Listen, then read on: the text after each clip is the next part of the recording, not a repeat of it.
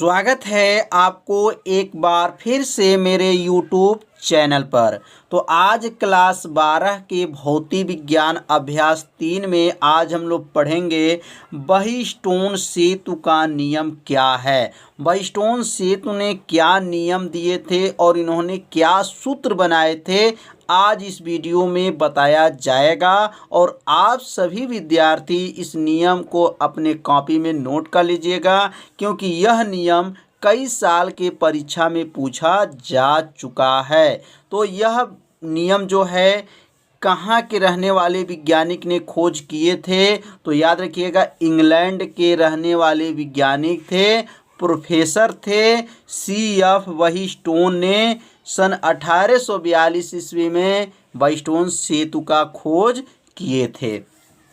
तो अब सभी विद्यार्थी इसे अपने कॉपी में क्या कीजिएगा, नोट करते चलिएगा। तो इंग्लैंड के वैज्ञानिक प्रोफेसर CF बहीस्टोन ने सन 1842 ईस्वी में 4 प्रतिरोध, कितने प्रतिरोध को लिए थे, तो 4 प्रतिरोध, एक सेल तथा एक धारामापी को जोड़कर एक ऐसा विशेष परिपथ तैयार किया। मतलब प्रोफेसर जी ने 4 प्रतिरोध को लिए, एक सेल को लिए और एक धारामापी को लेकर के और जोड़ करके एक ऐसा परिपथ तैयार किए जिनकी सहायता से किसी चालक का प्रतिरोध ज्ञात किया जा सकता है। मतलब जो चालक का जो प्रतिरोध है उसको ज्ञात करने के लिए एक परिपथ तैयार किए थे। इस परिपथ व्यवस्था को ही बहीस्टोन सेतु कहते हैं। जो परिपथ बना था उस परिपथ को क्या कह दिए, बहीस्टोन सेतु कहते हैं। तो आप सभी विद्यार्थी समझ लिए होंगे कि बहीस्टोन सेतु कहाँ के रहने वाले थे, इंग्लैंड के रहने वाले थे। और इन्होंने कितने परिपथ में कितने प्रतिरोध लिए थे, तो 4 प्रतिरोध, एक सेल और एक धारा मापी को लेकर के जोड़ करके एक विशेष परिपथ बनाए थे। उस परिपथ का नाम क्या था, बहीस्टोन सेतु कहते हैं। अब इनका नियम क्या है, तो इस नियम के अनुसार इन्होंने क्या बताए थे, तो बस थोड़ा सा आपको ध्यान देना है। यह जो सूत्र बना है इसी सूत्र को यहाँ पे लिखा गया है। तो यह सूत्र कैसे बना है आपको सीखना है, और यह सूत्र कैसे निगमन किया जाएगा, मतलब कैसे ये इन्होंने सूत्र को बनाए थे, तो आज जो है आपको बताया जाएगा। और आप सभी विद्यार्थी इस सूत्र को बनाना सीख लीजिएगा। तो अब यहाँ पे नोट कर लेंगे, इस नियम के अनुसार सेतु के संतुलन व्यवस्था में, मतलब उनका संतुलन व्यवस्था किए थे, 4 प्रतिरोध लेकर के संतुलन व्यवस्था किए थे। तो सेतु के किन्हीं 2 संलग्न याद रखिए संलग्न लिखा गया, 2 संलग्न भुजाओं में लगे प्रतिरोधों का अनुपात, यह प्रतिरोध है। P और Q क्या है, प्रतिरोध है। तो किन्हीं 2 जो है संलग्न भुजाओं में लगे प्रतिरोधों का अनुपात शेष 2 संलग्न प्रतिरोधों के अनुपात के क्या है, बराबर होता है। यह बात किसने बताए थे, तो बहीस्टोन सेतु ने बताए थे कि जो यह परिपथ है आपका, जो प्रतिरोध है, तो कितने प्रतिरोध इसमें हैं, तो P और Q 2 प्रतिरोध है। तो कहेंगे किन्हीं 2 संलग्न भुजाओं में लगे प्रतिरोधों का अनुपात शेष 2 संलग्न प्रतिरोधों के अनुपात के बराबर होता है। यह अनुपात कहाँ से आ गया, तो अनुपात का मतलब जो है बटे में अगर रहता है तो उसको अनुपात पढ़ा जाता है। तो इस सूत्र को आप सभी विद्यार्थी याद कर लीजिए और इसे अपने कॉपी में नोट कर लीजिए। अब यह सूत्र कैसे बना है, अब इस सूत्र का निगमन आपको बताया जाएगा। तो एक एक लाइन जो है निगमन को अच्छे से समझिएगा। जहां आपको समझ में नहीं आएगा वहां तुरंत कमेंट कर सकते हैं। अब यहाँ नोट करेंगे कि बहिस्टोन सेतु का सूत्र का निगमन। मतलब बहिस्टोन सेतु ने जो सूत्र बनाए थे भी P/Q बराबर R/S, यह कैसे बना था इसका निगमन किया जाएगा। तो परीक्षा में जो है प्रश्न को बदल दिया जाता है। अब इसका दूसरा प्रश्न क्या आता है परीक्षा में, तो किरचॉफ की सहायता से बहिस्टोन सेतु को संतुलित अवस्था में प्रतिरोध के बीच संबंध स्थापित कीजिए। तो यहाँ दो प्रश्न आपको बताया गया है, दोनों प्रश्न का उत्तर जो है एक ही होगा। यहाँ नाम रख दिया गया किरचॉफ का नियम और बहिस्टोन सेतु, दोनों लोग का नियम की सहायता से जो सूत्र बना है P/Q बराबर R/S, ये कैसे बना है अब इसका निगमन किया जाएगा। तो पहले हम लोग चित्र के बारे में समझेंगे। यह जो चित्र बना है इसमें 4 प्रतिरोध लगा है और ये 4 प्रतिरोध को किस क्रम में जोड़ा गया है, तो 4 प्रतिरोध को श्रेणी क्रम में जोड़ा गया है और इसमें एक धारा मापी लगाया गया है और एक सेल लगाया गया है और यहाँ पे कुंजी K1 है और ये कुंजी जो है K2 है। जब दोनों इसमें सटेगा तो इसके अंदर जो है धारा प्रवाहित होने लगेगा। तो इसने यहाँ पे कुंजी लगा है ऑन ऑफ करने के लिए। तो इस परिपथ को पहले आप सभी विद्यार्थी शॉर्ट स्क्रीन ले लीजिए या अपने रफ पे अपने कॉपी में इसको खींच लीजिए और यहाँ जो चित्र बना है इसमें थोड़ा सा आपको ध्यान देंगे कि इसमें प्रतिरोध का नाम क्या है, कितने प्रतिरोध हैं, कितने सेल हैं। यहाँ लिखना चाहें तो लिख सकते हैं कि माना इसमें 4 प्रतिरोध हैं, एक सेल है, एक धारा मापी है। 4 प्रतिरोध का नाम क्या है PQRS है। तो यहाँ पर बहने वाली धारा को ध्यान देंगे, यहाँ से जो धारा ऊपर की तरफ बह रहा है, यहाँ यह जो ध्यान देंगे यह जो तीर बना है इसी में आपको समझना है। यह धारा जो है मैंने प्रतिरोध P में गया है तो आपको सीधा गया फिर से यहाँ पर कि I1 जो धारा है Q में है, यहाँ पे धारा जो है S में है और यह जो धारा I2 जो है R में है। तो यहाँ तो धारा विपरीत भी धारा चल रहा है। यहाँ जैसे यहाँ ऊपर की तरफ गया तो ये इधर एक दूसरे का विलोम है, फिर यहाँ पर ऊपर की तरफ आ रहा है, फिर इधर से आपका विपरीत दिशा में है।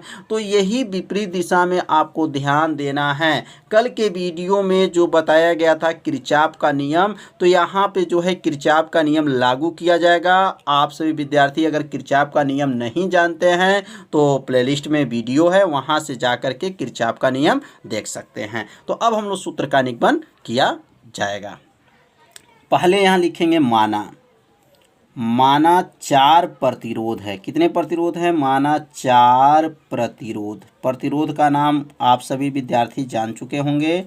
तो 4 प्रतिरोध कौन कौन से हैं, तो P है, Q है, R है, S है। किस क्रम में जुड़े हैं 4 प्रतिरोध P Q R, किस में है, श्रेणी क्रम में जुड़े हैं, श्रेणी क्रम में जुड़े हैं। समझ में आ रहा होगा। किस क्रम में जुड़े हैं, तो श्रेणी क्रम में जुड़े हैं। अब यहाँ पे जो है बंद पास जो है, बंद पास का नाम या आधा को पहले नोट करेंगे, उसके बाद से आधा। तो आधा का नाम थोड़ा सा याद रखेंगे, इसका नाम A B और ये क्या है D A, मतलब आधा का नाम हो गया A B D A हो गया। और आधा का क्या नाम हो जाएगा, तो इसका नाम हो जाएगा B और यहाँ होगा C D B हो जाएगा। तो इसमें आधा आधा जो है प्रयोग करेंगे, पहले आधा जो है खंड का और आधा पहले एक खंड का मतलब प्रयोग करेंगे। तो यहाँ लिख सकते हैं बंद पास। पास में नाम रख, बंद पास क्या नाम है पहला का, तो लिखेंगे A B D A में, मतलब A B D A में। अब यहाँ जो है किरचॉफ का नियम लागू किया जाएगा। तो यहाँ लिखेंगे किरचॉफ का नियम, किरचॉफ का नियम। तो किरचॉफ का नियम क्या है, तो किरचॉफ का नियम बताया गया है कल के वीडियो में, बहुत आसान है। तो किरचॉफ का नियम अब यहाँ देखेंगे, ये I1 है, I1 जो है P के पास जो है धारा जा रहा है, मतलब P प्रतिरोध में। तो यहाँ लिख लेंगे यहाँ पर I1 P, और यहाँ देखेंगे उल्टा है, विपरीत दिशा में है, यह ऊपर की तरफ जा रहा है और यह नीचे की तरफ जा रहा है। जब नीचे की तरफ जाएगा विपरीत है इसलिए माइनस, और यहाँ लिखेंगे I2 और यहाँ लिख लेंगे R बराबर क्या हो जाएगा 0। बराबर क्या हो गया 0, क्योंकि किरचॉफ के नियम में कल बताया गया था। तो यह क्या हो जाएगा I1P, मतलब यहाँ I1P और माइनस क्या हो जाएगा I2R हो जाएगा। ये माइनस है, अगर इसको पक्षांतर कर दें तो क्या बन जाएगा I1P बराबर हो जाएगा और I2 जो है R, यह बन जाएगा समीकरण नंबर 1। तो समीकरण 1 आप सभी विद्यार्थी समझ लिए होंगे किस नियम से लागू किया गया है, तो किरचॉफ के नियम से लागू किया गया है। बस थोड़ा सा आपको ध्यान देंगे, यह धारा जो है आपको P के पास जा रहा है और यह धारा जो है विपरीत दिशा में है, इसलिए क्या हो जाएगा माइनस हो जाएगा। तो I1P माइनस I2R बराबर 0, यह माइनस है पक्षांतर कर देंगे तो प्लस हो जाएगा, बन गया समीकरण नंबर 1। अब जो है बंद पास, अब आधा जो हमारा प्रयोग हो चुका है, अब आधा और जो है बंद पास का प्रयोग करेंगे। तो अब यहाँ लिखेंगे बंद पास। अब बंद पास का नाम क्या है, तो बंद पास जो है इसका नाम होगा BC और क्या होगा DB। तो यहाँ लिखेंगे BCDB में। अब यहाँ पर भी जो है किरचॉफ का नियम लागू होगा, तो यहाँ लिखेंगे किरचॉफ का नियम। तो किरचॉफ का नियम जो है कल के वीडियो में बताया गया है, बहुत आसान नियम है किरचॉफ का नियम। अब यहाँ जो नियम क्या बनेगा, अब देखेंगे यह जो है I1, यह I1Q है, मतलब यह I1Q हो जाएगा और यहाँ देखिए धारा जो है विपरीत है। यह चिन्ह को ध्यान देना है, चिन्ह जो ध्यान देंगे ये इधर की तरफ आ रहा है और यह इधर की तरफ है। तो यहाँ क्या लिखेंगे, तो यहाँ लिखेंगे I1Q माइनस I2 क्या होगा यस बराबर क्या हो गया 0 हो गया।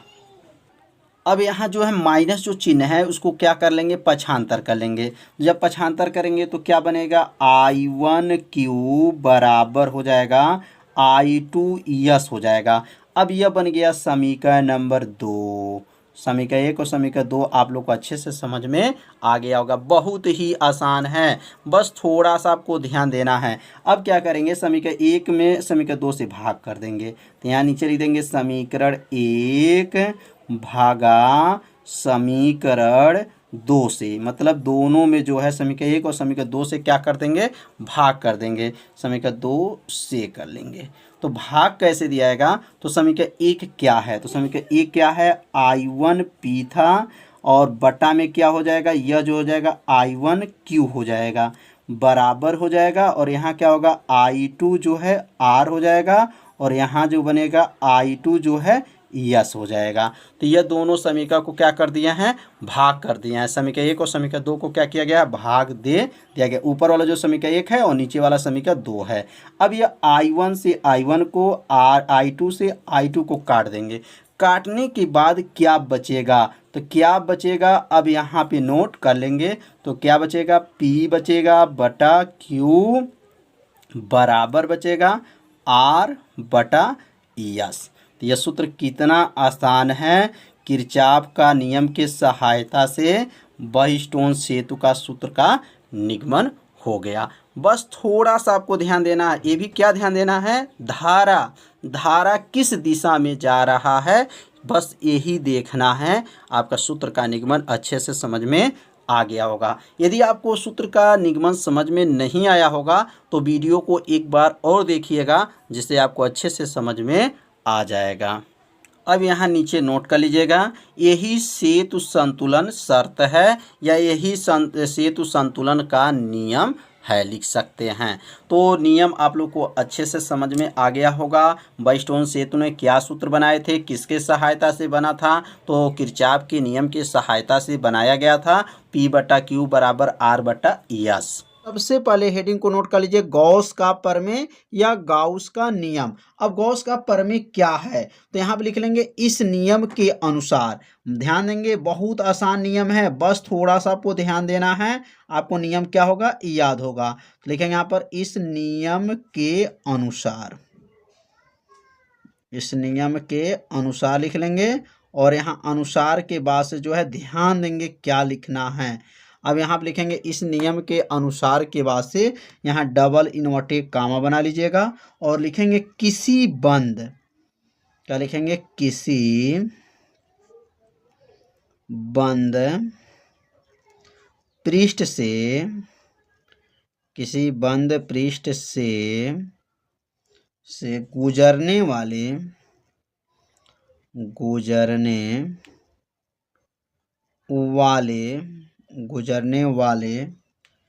कुल वैद्युत फ्लक्स,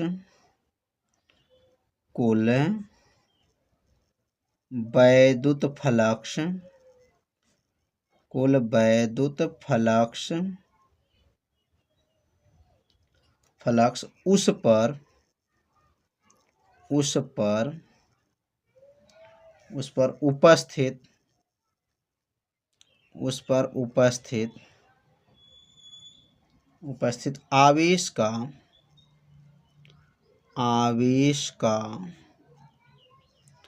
1/ε0 गुना होता है। कितना आसान है, बस थोड़ा सा आपको ध्यान देना है। क्या कहेंगे? किसी बंद पृष्ठ से गुजरने वाले कुल वैद्युत फ्लक्स। अब यहाँ कुल वैद्युत फ्लक्स किससे दिखाएंगे? फाई ई से दिखाएंगे। फाई ई बराबर हो जाएगा बराबर उस पर उपस्थित आवेश किससे दिखाएंगे? क्यू से। क्यू का मतलब क्या होता है? गुणा 1/ε0 गुना होता है। मतलब इसका नियम इसी में छिपा हुआ है। कैसे समझेंगे? किसी बंद पृष्ठ से गुजरने वाला कुल वैद्युत फ्लक्स उस पर उपस्थित आवेश का 1/ε0 गुना होता है। अब यहाँ लिखेंगे फाई ई बराबर हो जाएगा बराबर क्यू को गुणा 1 में कर लेंगे तो क्या बनेगा? क्यू बटा क्या हो जाएगा? यहाँ पर ε0 हो जाएगा। तो सूत्र क्या बन गया? फाई ई बराबर हो गया क्यू बटा ε0। यह किनका सूत्र हो गया? गाउस का जो है नियम बन गया। अब यह सूत्र कैसे बना, इसका निगमन जो है आज के इस वीडियो में बताया जाएगा। तो अब यहाँ पर हेडिंग नोट कर लेंगे। अब गाउस का सूत्र का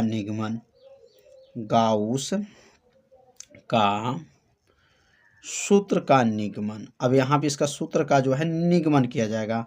गाउस का सूत्र का निगमन किया जाएगा। तो सबसे पहले जो है गाउस ने एक गॉसियन पृष्ठ लिया और उस गॉसियन पृष्ठ पे जो है ये सूत्र को बनाया। तो यहाँ पर हेडिंग को आप सभी विद्यार्थी पहले नोट कर लीजिए कि गाउस के सूत्र का निगमन। अब हेडिंग नोट करने के बाद से जो है अब यहाँ पर एक चित्र बनाएंगे। जैसे यहाँ पर एक जो है वृत्त बना लेंगे और यहाँ पर इसका केंद्र है या यहाँ केंद्र है। केंद्र से जो यहाँ पे जो कोण बना है, इस कोण को तो आप सभी विद्यार्थी जानते ही होंगे, डी ओमेगा कहा जाता है। और इसको बोला जाएगा क्षेत्रफल। इसका नाम क्या बनेगा? D A. इसका क्षेत्रफल जो है इतना है तो इसका क्षेत्रफल क्या बनेगा? D A. और इसमें उत्पन्न वैद्युत क्षेत्र की तीव्रता क्या है? ई है। और यहाँ से इसकी त्रिज्या जो है क्या है? आर है। और यहाँ पर इसके केंद्र पे जो आवेश है वो क्या है? प्लस क्यू आवेश है। अब इतना जो है पहले माना को इतना लिखना पड़ेगा कि माना गॉसियन पृष्ठ है, उसका क्षेत्रफल ए है, इसके भीतर क्यू आवेश है, आवेश बिंदु ओ पर रखा हुआ है। यह आवेश बिंदु क्या मान लेते हैं? ओ है। और उसमें जो है वैद्युत क्षेत्र की तीव्रता क्या है? ई है। तो अब जा करके इसका निगमन किया जाएगा। तो पहले माना इतना लिखा जाए तो लिख लेंगे यहाँ पर माना गोलीय पृष्ठ, क्योंकि यहाँ गॉसियन पृष्ठ भी बोल सकते हैं या जो है गोली पृष्ठ भी बोल सकते हैं। गोली पृष्ठ का क्षेत्रफल क्या है? क्षेत्रफल लिखेंगे ए। क्षेत्रफल ए जिसके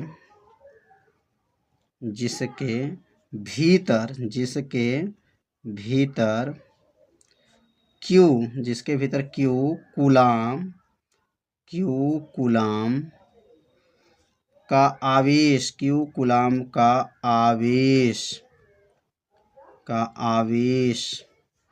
बिंदु ओ पर रखा गया है। गया है। इसमें वैद्युत क्षेत्र की तीव्रता, इसमें लिखेंगे उत्पन्न, इसमें उत्पन्न वैद्युत क्षेत्र की तीव्रता, वैद्युत क्षेत्र की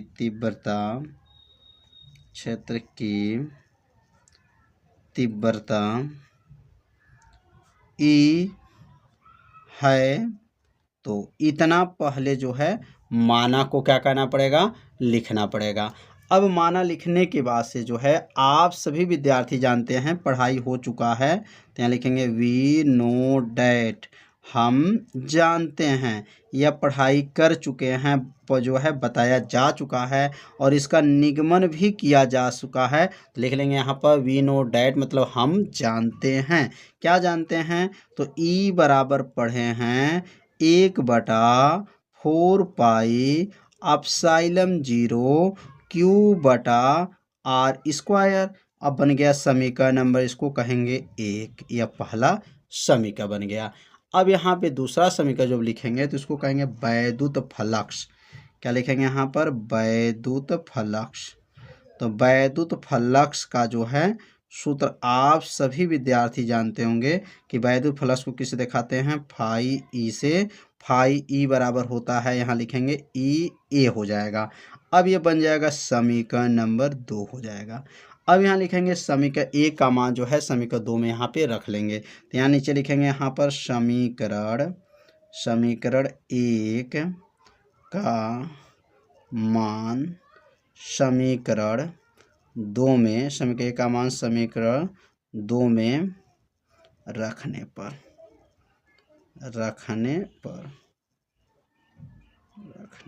अब समीकरण 2 का मान समीकरण 1 का मान समीकरण 2 में ई के स्थान पे रख लेंगे। तो क्या बनेगा, फाई ई बराबर हो जाएगा।